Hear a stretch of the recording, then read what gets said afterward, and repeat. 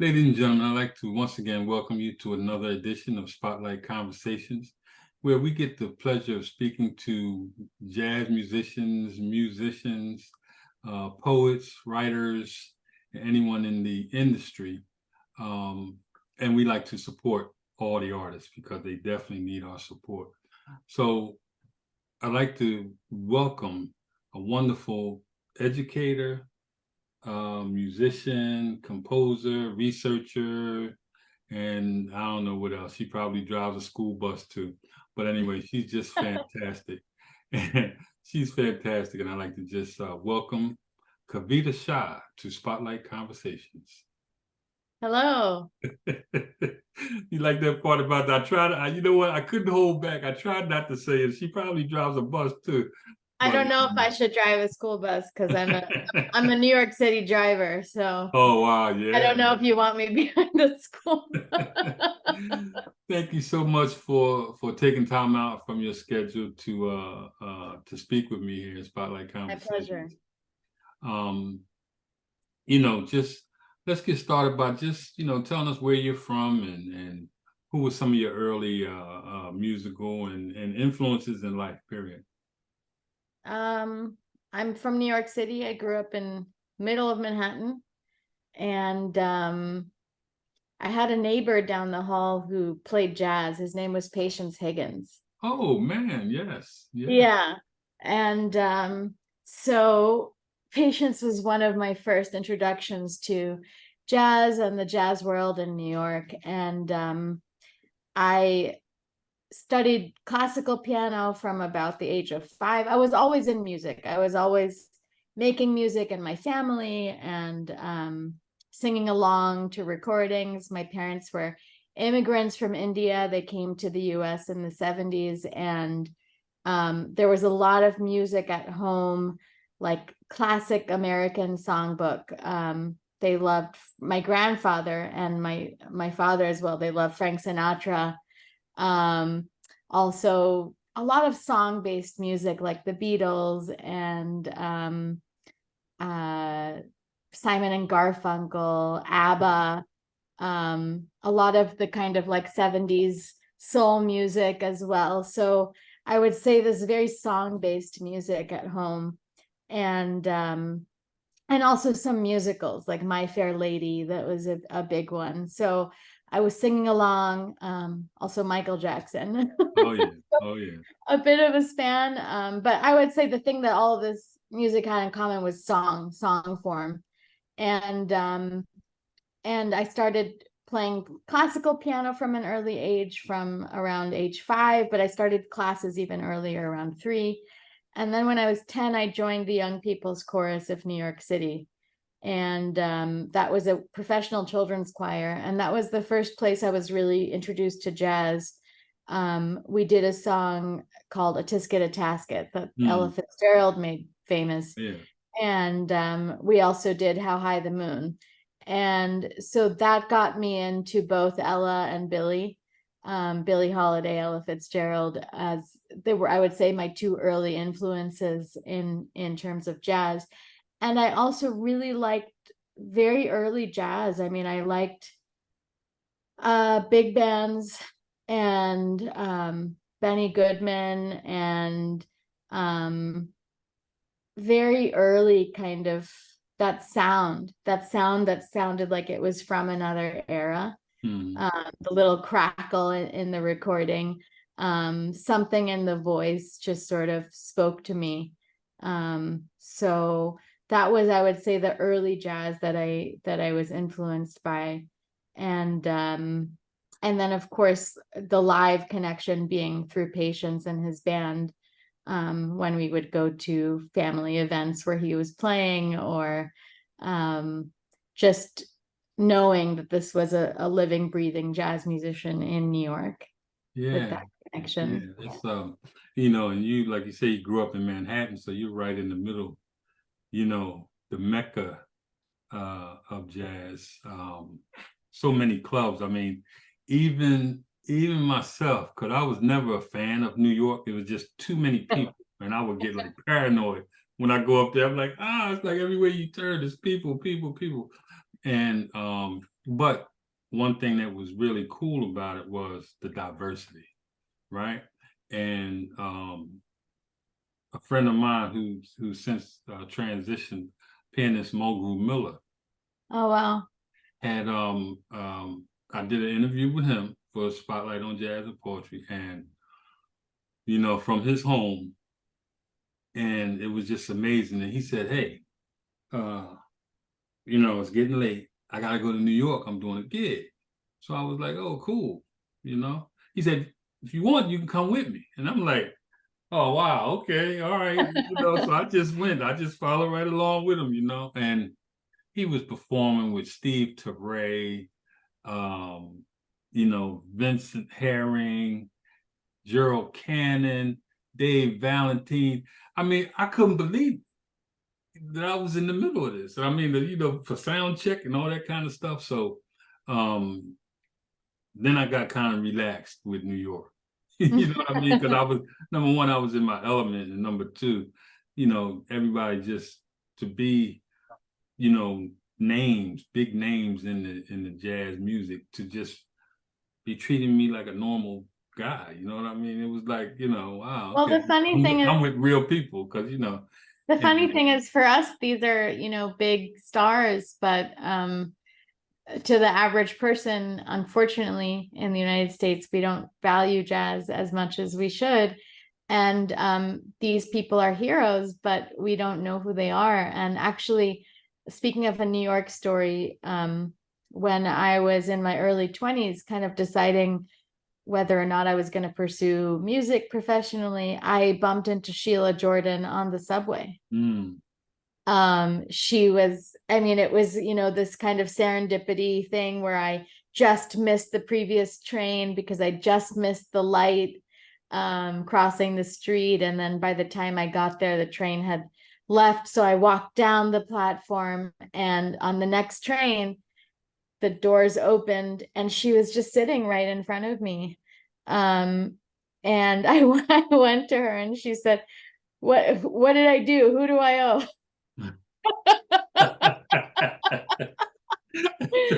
I think she was, I don't know if she was joking. I mean, she came from that era, but I think also it meant a lot to her to be recognized because of course she's an NEA jazz master, and at the time yes.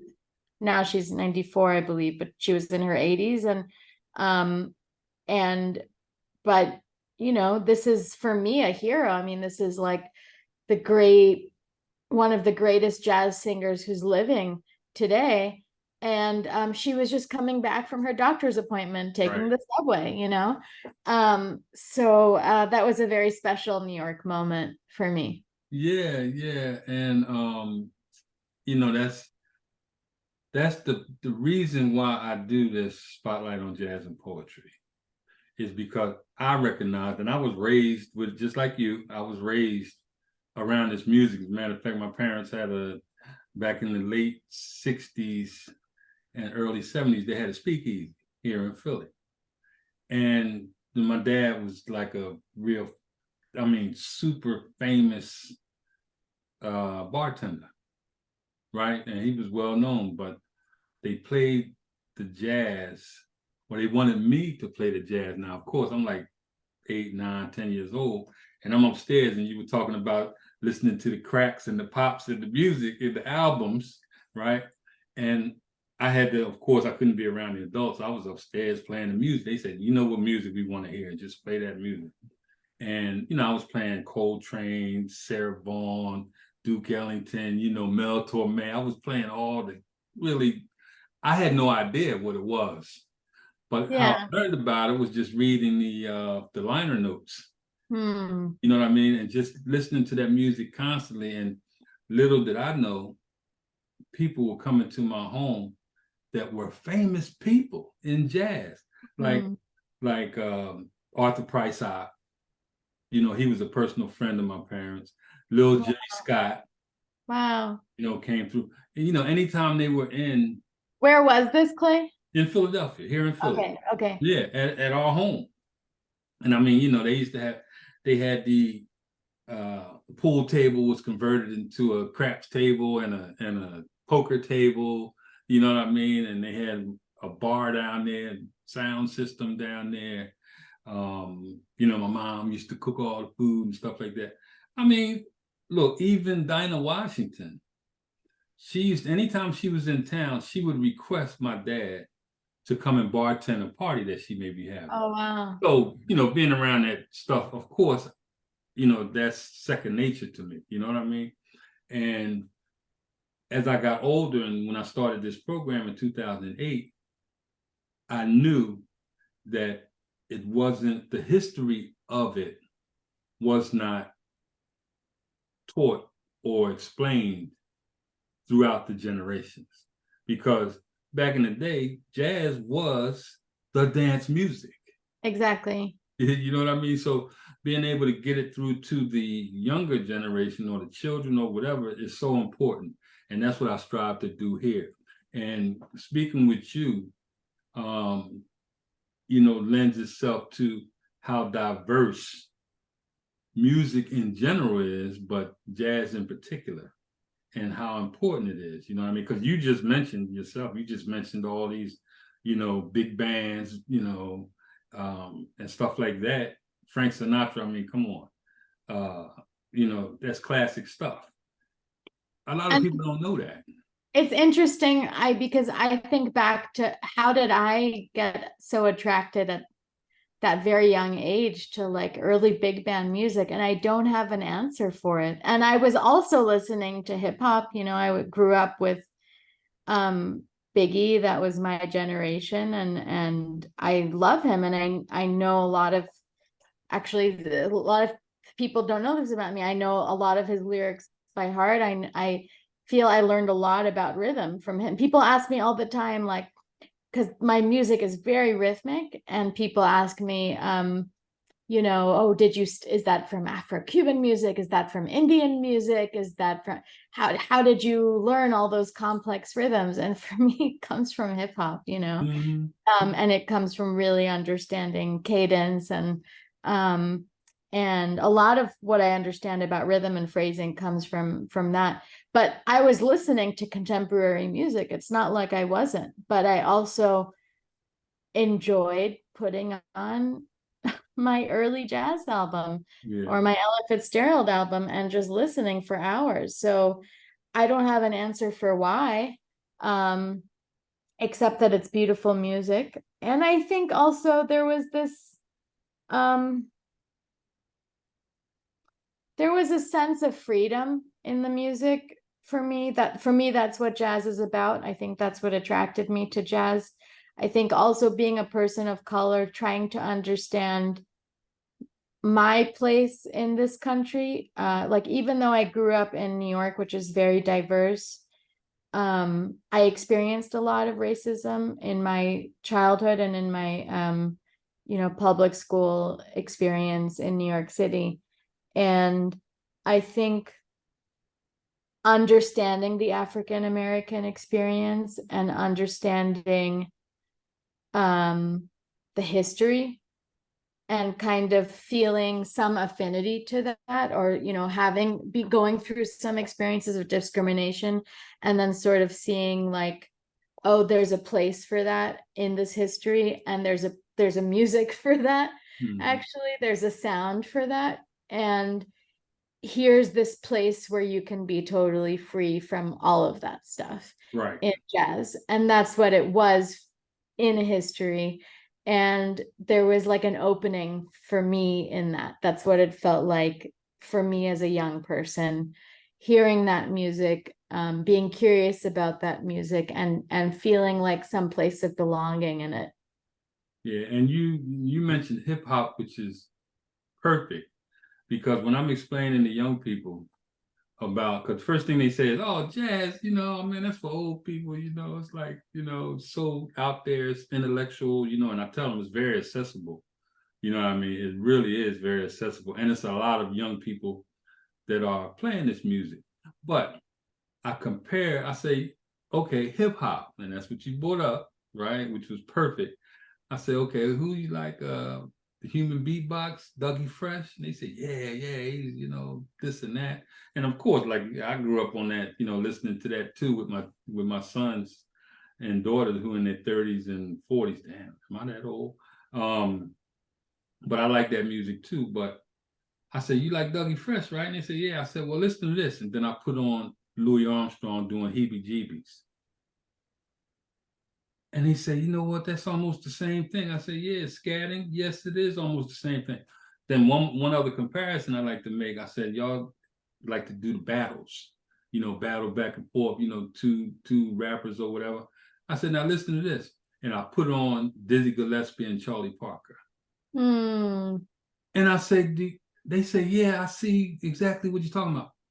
So now the audience, I mean, not because of what I did, but at least in my community, the audience is getting more understanding of that music and the whole improvisation and stuff like that, especially with the poetry side, because Biggie and Tupac were some of the most dynamic poets that you would ever want to hear. But people always lean toward the negative, things that go along or that went along with it. Unfortunately. Something I think about with them is they died so young. Yeah. So they didn't have the chance to rap at 40 and to, yes, the things that they're concerned with at that time, at that age, they're very young. Right. So it's kind of natural that it's a little more superficial. Mm-hmm. I was singing a lot of love songs at those age, right? That's what I wanted. I was into R&B, but it's very different from the things that I'm interested in doing now. So it's like we never got to see that evolution. But Right. if you take some of the specific content out and you look at just the musical skills, mm-hmm. And the musicality, you could only imagine what that would have been like had they been able to rap about more serious subjects, Right. later in life. That's you know what? I never looked at it from that angle before. What would they be like in their 40s? What would they be talking about in their 50s? And the same with, all of the artists that unfortunately transitioned at a young age. What would it be like now? Where would they have, morphed into? What would they have morphed into? You know what I mean? And I can't, her name just shot across my brain, but she did something with Tony Bennett, may he rest in peace. Lady Gaga? No, before that, she was oh man. I know they did oh man. I can't think of her name. She passed away at a real young. She hadn't even really got started. Okay. Amy Winehouse? Yes. Now, I really loved her music. She was really amazing. loved her music, right? But like you said, she transitioned at an early age. So what would it be like now? You know what I mean? Being a little bit more refined in the music, and which direction would she have gone? You know what I mean?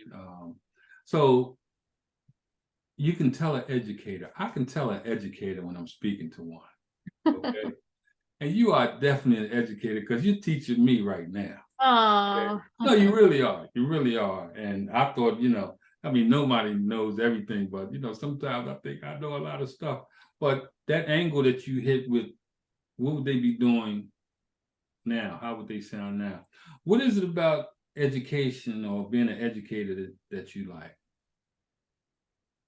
First, I think that I received a lot of wonderful teachings. I was coming up at a time where there was still some relation to the older generation in jazz. A lot of those people have now passed away. But like the experiences I've got with Sheila, for example, were really rich because it's through talent. I mean, this is an oral music and this is an oral tradition. And it's through telling stories and it's through sharing that we can move the music forward. And it's also a way to give back those things that I received in my younger years. So that's something that's important for me. It's like being a part of the lineage, being a part of the tradition, giving back what I received in the same way that people have been doing for generations in this music. I also think I know the difference between good teachers and bad teachers. I've had both.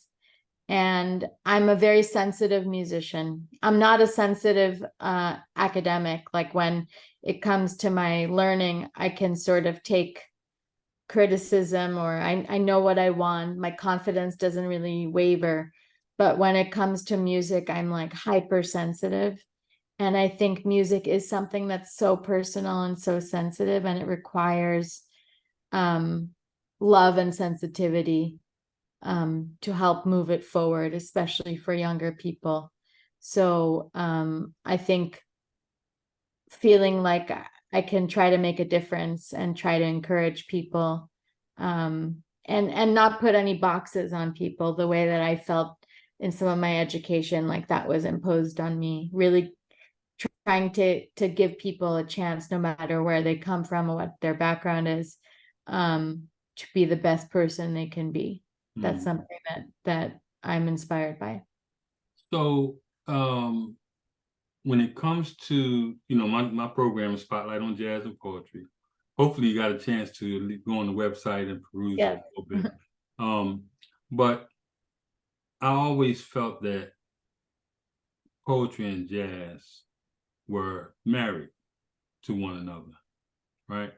The importance of each one to our cultures is so very important.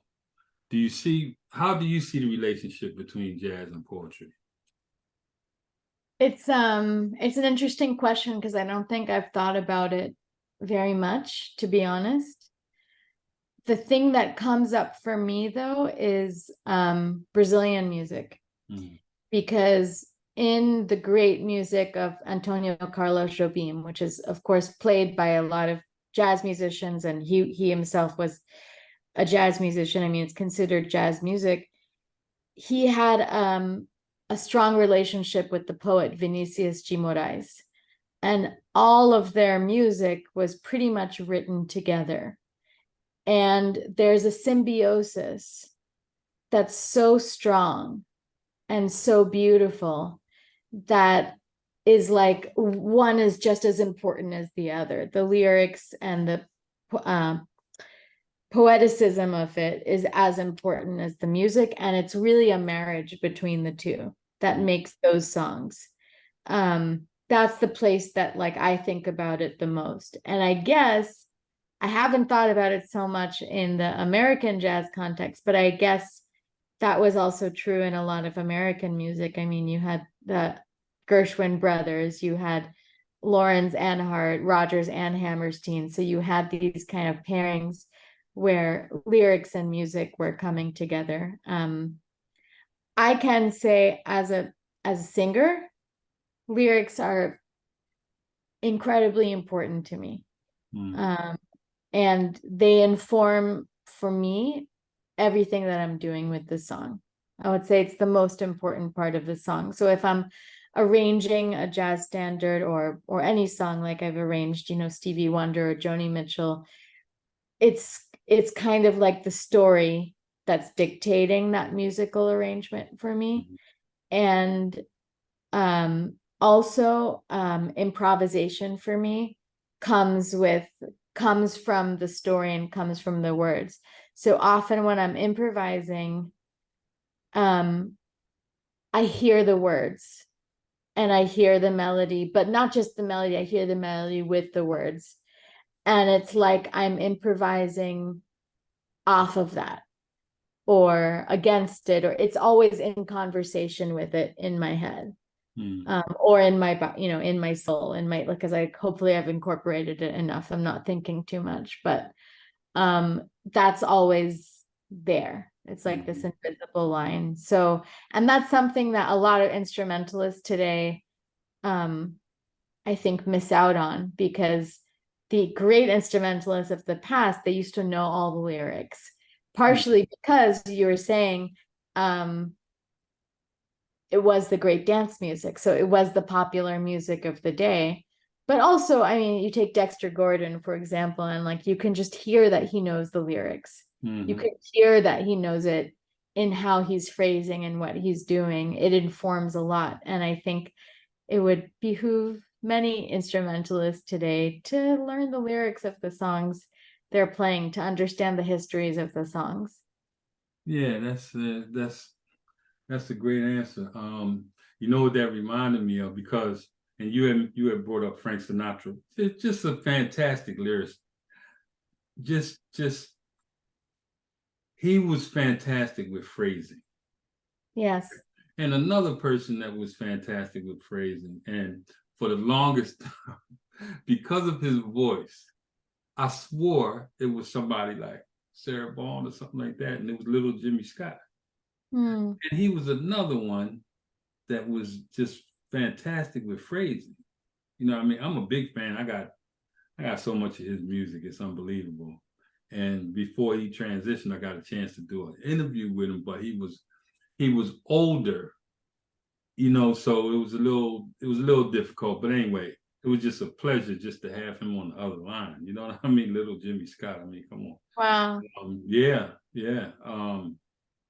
But You know who my favorite is when it comes to phrasing is Carmen McRae. oh yeah, you hitting on my. For me, her phrasing is wow, just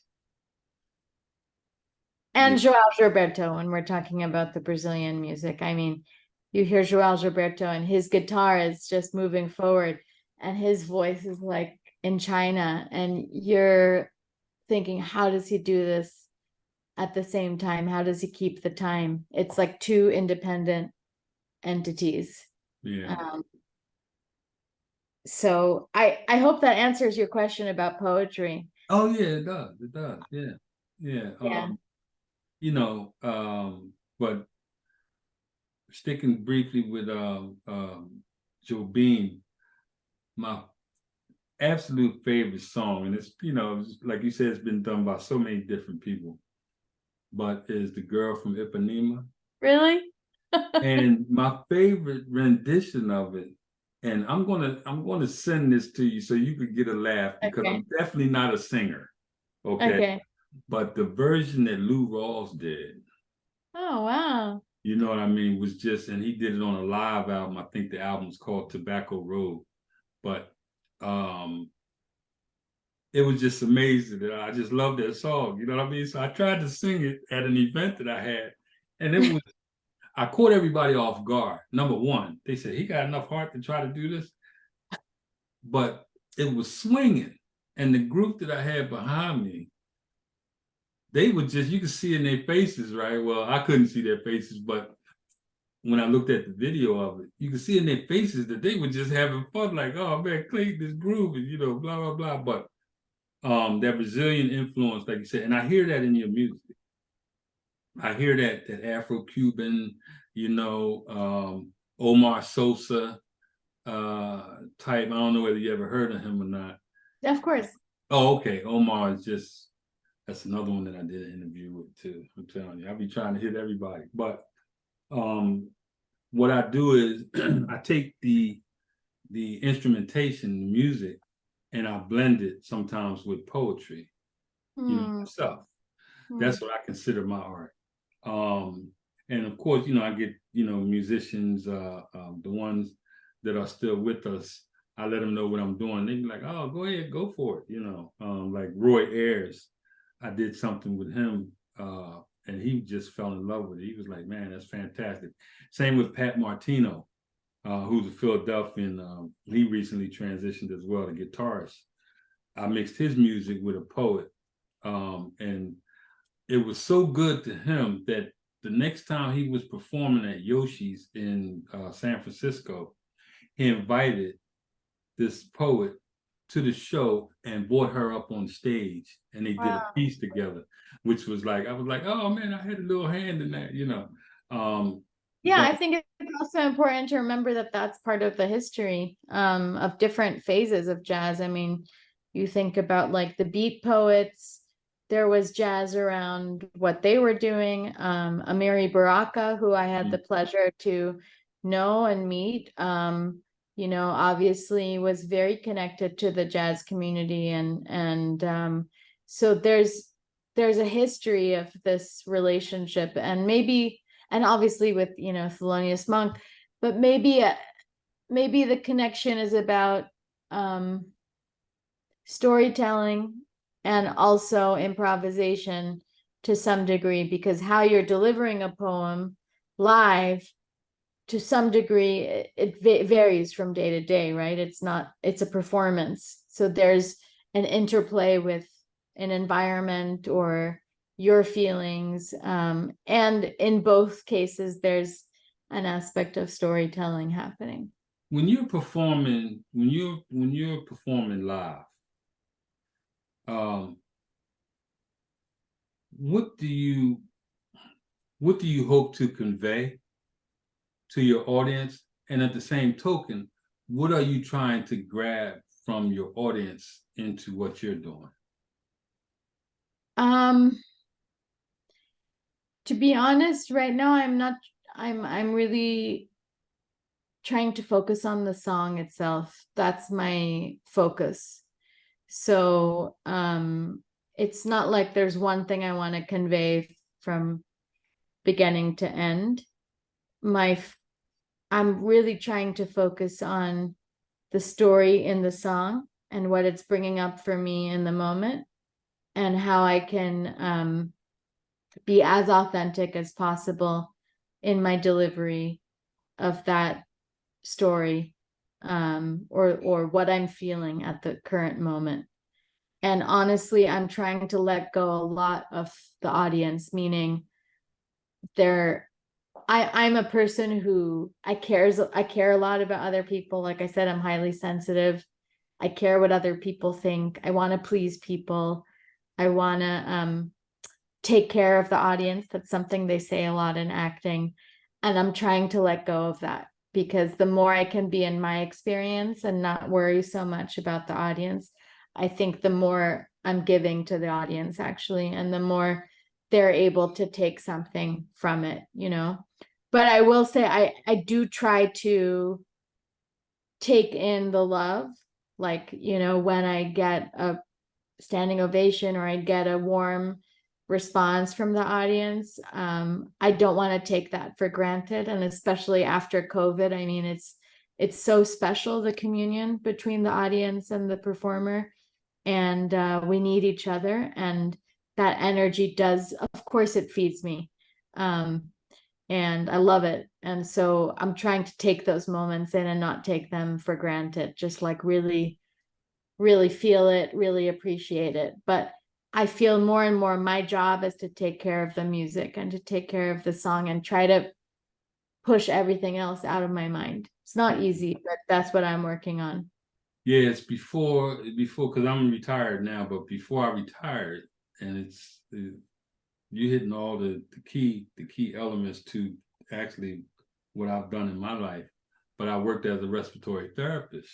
Oh, wow. So being in the middle of this pandemic was it was just unbelievable. It was unbelievable. And the part that was really unbelievable was God allowed me to come away from that without having contracted that, because it was just it was scary. It was scary. And I could see once the smoke started clearing from that, people were just ready to come out and just have a good time and just go listen to music and go dance with each other. And, oh man, it was just like a release, like you said, freedom. So have you seen a lot more people coming out to your events? And does it seem to be like growing and growing and growing like that? I have seen that. And I think also there's just more appreciation. There's more love, there's more appreciation, there's more I feel the need for it, the need for live music, you know. By the way, when you were talking about the younger generations in jazz, a thought I had was that jazz is really a music that needs to be experienced live. Mm. Um, if you're discovering from the first time on a recording, it's totally different than the way that you might listen to hip hop. It's really different from seeing musicians play their instruments live, and the way they play, the way they interact, the way they improvise. I mean, it's a very physical act, and it's a very interactive act. And I think the way that your brain sort of perceives it, it's totally different live. So I think for the younger generations, that's actually very important. And I think the reason people are coming out to see live music again, people could just stay home and be on their computers or their phones. And a lot of people, like the way they're working from home, are doing that. But I think people need that. I think that's a very human thing. The way music has played a role in thousands of years of our human culture. There's a need for that interaction. There's a need for that stimulation and you know, giving and receiving. And I will say also one more thing. So like, even though I'm trying to focus on the music, I think that one thing that comes across in my shows, and that I am happy when I hear this from people, because I think that is something I want, is joy. Yeah, yeah. I think it's something that I was given the gift of in my music. I think it's something that I transmit, and I do want to spread joy and goodness in the world. So it makes me very, very fulfilled when I see that that reaches people. Now you said joy, and number one, how many languages do you speak? 9. 9 languages. That's unbelievable. I'm having trouble with English. You know, sometimes. And you got 9 of them under your belt. You know? But I was listening to a song that you did, and you were talking about joy. And you know, I don't know whether it means joy, but when I saw the video doing this song, it made me feel that, you know, and I felt like that's what you were speaking about, Joya. Yeah, so that's on my new album, Cape Verdean Blues, which is music from Cape Verde, West Africa. And Joya actually means jewel or gem. But it's funny because it sounds like joy and it feels like joy. And it's I feel it too, you know, like I Yeah, definitely feel it. I think you can feel it, you know, I feel it when I'm singing it. I feel it in the video when I was dancing it. And I've been getting people, we just did a 10-day tour in the US, and I'm about to go out next week to Europe and Africa, and we got everybody to dance on that song and sing and clap, and it feels good.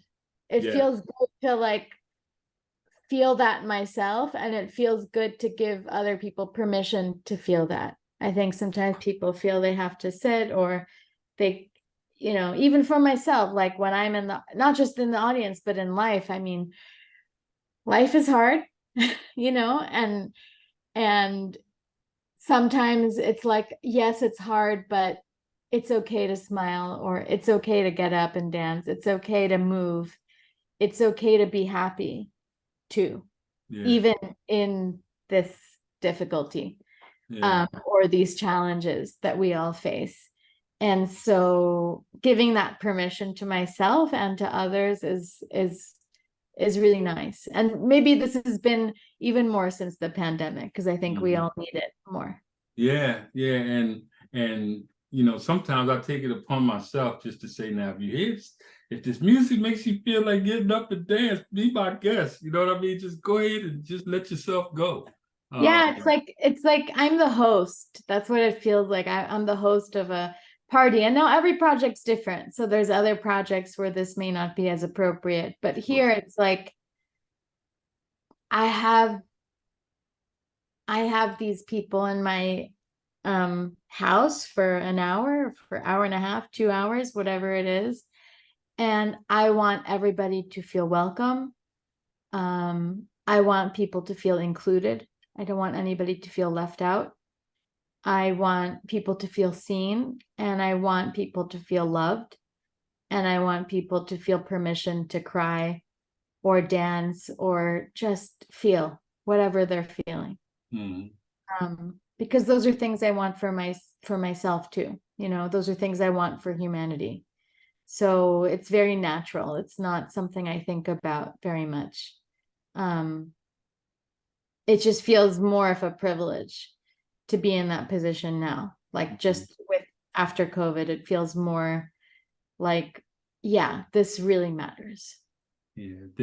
The another piece that I listened to on video was and one thing that I really admired was the interaction that you had with if I get the name wrong, excuse me, but Francois Moutin. Yes, perfect. And Martial Salac. Oh, Martial Solal. Solo, yeah, on piano and Moutin on bass. Coming yesterday. Yes. Coming yesterday. How was that? Because two masters. You working with two masters. You know what I mean? How was that experience? It was a really interesting recording. Francois and I have a duo for almost 10 years now, and this was our first album, Interplay. And I invited Sheila as my mentor, and Sheila had done some work with Francois, and she was really the pioneer of the bass voice duo. So we wanted to include her in this new bass voice duo. And then Francois invited Martial because Martial was his mentor. And for those of you who don't know, Martial is a master of piano, jazz piano, from France. He played with people like Lee Konitz and many great American musicians. And he himself played at Newport and Village Vanguard and so on. And he wrote also scores for movies. He wrote a score for one of the most famous movies from France, from contemporary French history, called Breathless. It's kind of absurdist. It's a very cool movie if you haven't seen it. And so that recording session was very, because Martial is very old. I think it might be the last recording he did. He's still alive, but he hasn't recorded since then, and he's kind of retired. And so there was no rehearsal. I flew in from New York, and we just kind of met in the studio, and I worked on this song of his, which is a pretty hard, like atonal song. And because of his age and hearing, we thought it would be better for us to be in the same room to improvise together. So that means I didn't have any chance to edit what I sang. I didn't record in a booth, which I do most of the time, and then I can fix a pitch or I can change a word if I make a mistake. But here it's like, what you see is what you get, which is something very beautiful about that video that you saw, because you get to see all the live interaction. And we didn't edit any of the solo out of it. I mean, so there's parts that are a little slower, and then and it tells a story overall. It's really that live experience. And I think knowing that there was no net, and I just had, and also that these guys are both masters, it actually gave me the permission to like let go. Like, it's almost like if I knew I could edit it, then maybe I would try to perfect it or try to, right. But it's kind of like, all right, I just got to go be who I am, I can't be older than I am. I can't be more experienced. I can't be better. I'm just here right now, and I do the best I can. And also Martial is like just so, it was one of the best experiences of my life musically. I mean, he's he was so welcoming. He was very welcoming to me, so I felt very at home to try things, and he would respond to anything I was doing. And then, of course, with Francois, we already have that relationship. Someone just made me very proud as a jazz musician. I just got my first transcription of a solo I did. And this person analyzed the solo that I did on Interplay, the Bill Evans tune, that's the title track of that same album with Francois. And he was saying how in my solo, I suggested an idea and Francois reacted a split second later, and vice versa. Like Francois played one note in the bass that was a kind of off note, and then I picked it up like seconds later in my solo, or I did a double time thing and then he started double time right away. And those are the kind of things, you don't think about in the moment because you're improvising. So you're on a different plane and you're kind of like in your subconscious. But it was kind of cool to see on paper him saying that we actually were telepathic, or we actually were like responding in that way. And I think that comes from a lot of trust and experience, and I mean, mostly trust. And part of that trust is something that you build together. Like, here's somebody that I respect and I trust, and we have a relationship. But some of that trust is also like trusting the unknown. Because even if it's this person that you know really well, you don't know what's going to happen. And that's the beautiful thing about jazz, is like it's the one place in my life where I'm able to do that. I'm not really able to do that always. Yeah. I don't know, at home or in my life, but it's like the one place where I have permission. I give myself that permission to like lean into the unknown. And Well, there's an excitement about it. It's like, I don't know what's going to happen, but I know that whatever happens is okay. that's the beautiful thing about it, is to someone like myself who's just a fan of the music, even for someone like me that's been listening to this music for a long time and seen a lot of live performances, a lot of live jazz, it was special. And I play it. Thank goodness I got a computer that doesn't crash. I get a chance to play it a lot. And it seems like every time I play it, I hear something different. You know what I mean? I hear something maybe slightly different, but I was like, wow, did they do that the last time I watched it? And it's a video. I mean, they had to have, but I was just paying more attention. Your voice is beautiful. Thank you so much. Your voice is just amazing.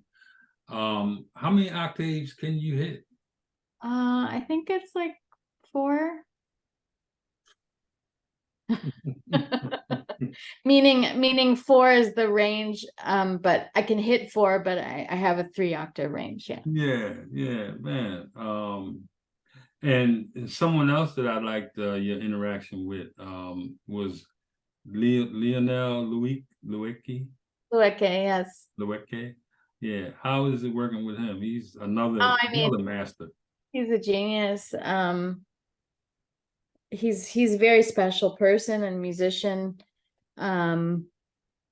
He produced my first record, Visions, and I felt he really understands me, because he has the modern jazz language, and he also comes from Benin, West Africa. He really appreciates and values traditional music practice, and he understands both of those things, and he is able to bring them all together in a way that's very unique to him. And I mean, he's always innovating too. Like, he's one of my biggest inspirations, because every time I see him, I mean, he's like, you think he's here, and then next time he's here, and he's always working on stuff, always pushing, always innovating, always expanding. And he's been a big champion for me, like from the beginning of my career. And even now, when I have questions, I'll send them to him, ask for his advice. He's like really like a big brother.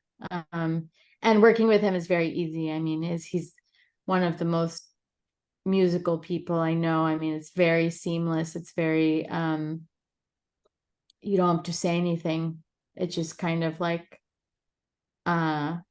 he knows what to do. He has his ideas, and he's also someone who's, of the people I know, probably the most just open to the moment. I think he's learned that a lot from Herbie Hancock. I think that's something that he does a lot with Herbie, and he's absorbed from him. But his ability to sort of like be present and go with something, and he doesn't doubt himself in that moment, which I'm not great. I mean, I'm working on it, but he's very good at putting an idea out there and then mining that idea. And it might not work, but it might. But the worst thing you can do in that moment is sort of doubt it. You have to go through it with curiosity. And I think his ability to do that and not give up on that idea is what makes him great. You've been described, I saw it written, as a world citizen. What does that mean? Well, I think we're all world citizens. For me, it's like I don't have this one identity that's very clear to one country. The only place that I feel geographically connected and that I can claim is New York. I will say, the other day I was at a gig, and the person where there was a Q&A, and the person in the audience, he was from Haiti, and he's like, well, I know you're from India and this and then. I was like, I'm from New York. That's the only place I'm from, and that's the only place I feel, if there were a country or a citizenship of New York City, like that would be me for sure.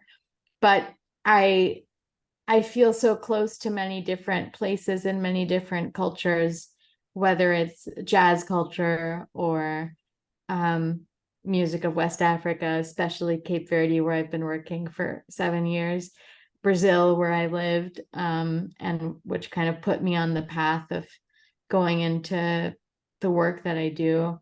My husband's French. I'm about to become a French citizen. Oh, nice. It's a place that's very special to me too. My parents are from India. Of course, India has a special place in my heart. There's things that feel like home. And I think, when I was younger, even until recently, all the people that are my idols, I would say they're in a way like a voice of their people. You take Cesaria Evora, she's sort of the voice of Cape Verde. You take Celia Cruz, she's the voice of Cuba. You take Ella Fitzgerald, she's like the American voice or the Black American voice. And I'm saying, well, these are all my idols, but who will I be the voice for? Because I can never be like the voice of India. I didn't grow up there. It's not my only identity. Places like Brazil, Cape Verde, they're not mine. They're never like my native language, my native culture. And so there's a degree to which I'll always be a foreigner there. And for sure in America, first, what is America and what is American music? And what I'm doing is hybrid, it's like always been hybrid. So then I realized, though, that there's so many people like me. And the more that I'm doing my work, the more I'm being approached by people where this is the new reality, that people have multiple cultures and multiple identities, and they leave a part of themselves in one place, and they might move to another place. And this is true for people that are forced to move, like refugees or people in exile, but it's also true for just maybe someone who grew up in Montana and left their whole family behind and now lives in Florida. And it's like this fragmented identity. And this is only becoming more and more common in the world we live in, with the kind of technology we have, with the facility of travel, with remote work. it used to be that you couldn't just take a plane and be in around the world, like not even 24 hours later, but now you can. And so I think what I realized is like, that's the voice, that's the generation that I can represent in my music and with my voice, is other people that don't have one culture, don't have one home. They have these sort of fragments of different ideas, different places, and they're trying to sort of build something with that. And I think for me, as the child of immigrants, I never fully had access to like that birth culture. And at the same time, even though I'm American and born and raised in New York, people will still say I have an accent. People will still tell me, well, I don't look American. People will still, it's a place where, for me, I always think of like Langston Hughes's poem about America. You know that one? Oh yeah. Oh America will never be America to me. right. Because and I guess this is like a not popular thing to say, and this is unpatriotic, but I mean, it's hard to fully accept an identity when you're constantly told that's not your identity. So for me, the place I've always sort of been searching for like a deeper sense of home, and the place I've been able to construct it is in my music, in getting to know different cultures, in feeling welcomed and connecting with people from different places and feeling our common humanity, and then incorporating those things that I love into my life and into my, I mean, even just something like these earrings, I got them, they're made from Latin American artisans, and they're but I bought them in New Orleans, and then this dress is from France. And like, you just look around my house and this painting's from India, everything's from a different place. And that's the life that I've pieced together and made meaning out of. And that's the music that I've made for myself as well. And so I hope that I can like reflect that back to other people that have that same experience of life. And I feel that jazz is open enough and loving enough that it has that hybrid history within the history of jazz, and that history of like people coming together and creating new things, that it lends itself as a language, or as a home base for that kind of worldview. So that's what I see when I think of being a citizen of the world. Yeah, well, I guess I consider myself a citizen of the world too, and I'm gonna tell you why. Tell me. Because I was looking at your earrings. I've been looking at your earrings, and I'm thinking to myself, they remind me of something in Ecuador that I saw before. You know what I mean? And doing like watching a documentary, because I've never been there, but just watching documentaries on different cultures or whatever. And that put me in that mind, of that. And the other thing is, I've done features with artists from all over the world so far. I mean, if you peruse like the website, I've done interviews and featured musicians and poets from Finland, from Argentina, from Japan, from France, from Canada, from South Africa. I had the pleasure, and I was just about to go and visit Hotep Idris Galeta, the pianist, and he transitioned. I was just about to go, because he said, "Come on, Clayton, you've never seen anything like this before." And I was going there, and he transitioned. But just being able to feature and speak with different artists from all over the place, it has just been a fantastic experience for me. I would be remiss if I didn't congratulate you on being the 2023-25 Jerome Hill Fellow. Thank you so much. Recipient. and we're running a little close to the time that you wanted to be done. But can you explain what something like that means to you? Oh yeah, I mean that's definitely the biggest feels like the biggest recognition I've got in my career, and it's funding for 2 years to pretty much do whatever I want, which has actually been a challenge so far because I have a lot of uh, irons in the fire, and I it's hard as an artist to give yourself complete permission to let go or to try something new, but I'm taking it as a challenge, a good challenge. But I think more than anything, it means that I'm on the right track. It feels like I'm being recognized for, I'm not an artist that walks the center line.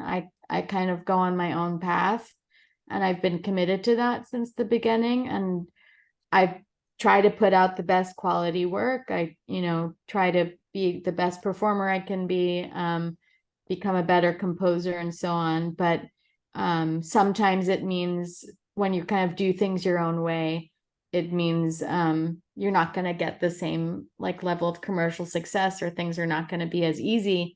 But I feel like this recognition for me was like, everything you're doing is worth it, and keep trusting your inner compass and keep sort of going on your path, because it's meaningful, and it's your work is reaching someone. Like there's people out there who are great artists that are sitting on the panel of this who get what I'm doing. And it made me feel like I'm on the right path. So it felt like a huge vote of confidence, in addition to having this great support. And and kind of getting to the end, you just got finished doing, and I just missed you. Had I known that I would be able to catch you in Baltimore, I would have been there, because my son and my daughter-in-law, my granddaughter, they live in Baltimore. So, and I told him about it. He was like, "Oh, Dad, you should have called me. I would have got tickets and blah blah blah." And I was like, "Well, I blew that one." So the next time when you come back from Europe, as a matter of fact, get the details on where you'd be going next.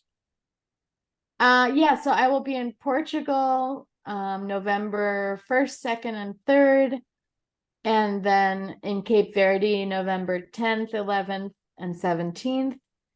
And then we finish the tour in Paris on December 2nd. And I come back to New York, and I'm playing with my quintet at my quartet at Mesro in New York City on December 10th. Maybe you can make that one. Oh, I'll be coming. Wait a minute, it's more than a one night gig, right? It's just one night. It's a Sunday. Oh, goodness gracious. I'll just be coming back from a cruise on the 10th. Oh boy. And if the cruise was leaving from New York, I Next would year. be there. You know what Next I mean? year. But it's covered into Florida, man. So I'm gonna miss that. But But that's what's coming up, and we'll be on tour again with the Cape Verdean Blues Project in 2024. And I also, during the pandemic, recorded a new album with my jazz quintet. It's mostly original music, and I hope that will be out in about a year. So these are the things I'm working on at the moment. Very excited, and yeah, I hope you and your listeners will be able to catch some of these shows. yeah, I definitely, well, I would like to keep in touch with you so that I could, possibly come so I could get a picture next to Kavita, you know what I mean? So I could put up on the website. But it's just fantastic that I got a chance to speak with you today, and Thank you, Clay. thank you for taking the time out from your schedule, because I saw that your bag was still on the floor, so you got to unpack and then repack and all that kind of stuff. So I just wish you the best of luck in all of your Thank you so much. all of your endeavors. I have one surprise for you. Okay. Do you know what Kavita means? No. It means poetry in Hindi. Oh, get out. Oh my goodness. Oh boy. Man, oh man. That, hey, your parents was on the money. They was on the money. I thought about it when you were talking about poetry, but I said, let me save this for the end. Oh wow, that is so cool. That is so cool. So thanks again. Don't leave yet because I just have a couple things I want to Okay. say to you. But thank you so much for taking the time from your schedule, and your music is beautiful and you're Thank you. beautiful, and I just can't wait to get a chance to see you in person, do your thing, and you know, because I'm enjoying it right now, just watching the videos and stuff like that and listening to your music. But I want to catch you live as soon as you know, another gig in New York opens up or in the surrounding area, wherever it is. If it's kind of close, I'll drive there. It doesn't matter to me. Thank you, Clay. Really, it would be nice if you could come to Philly. Well, maybe you can help. We were trying to find a gig, but it was very difficult. So maybe you have some talk ideas. about that. Yeah. Because maybe I could, you know, because I do events and I got one coming up in 2024 in April. Okay. But maybe we could do an event where we could just feature you and your group. That would be great. That would be fantastic. But take care and just be safe out here in your travels, and tell your family and everyone that some guy from Philadelphia said hello. And you know, Thank you, Clay.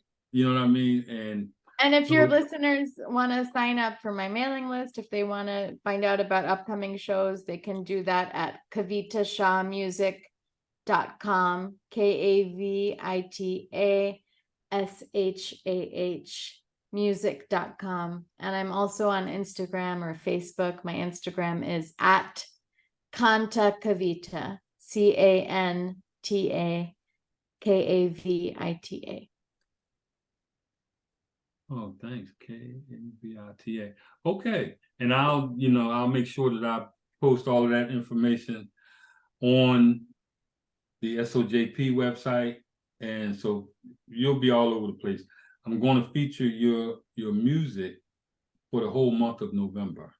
Oh, wonderful. So it'll be up there, and people can get a chance to feel joy, feel Jim, feel joy like I do when I'm listening to your music. So thanks again. Thank you, Clay.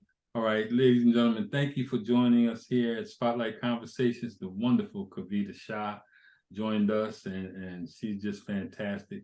And I'll see you next time right here on Spotlight Conversations. Bye now.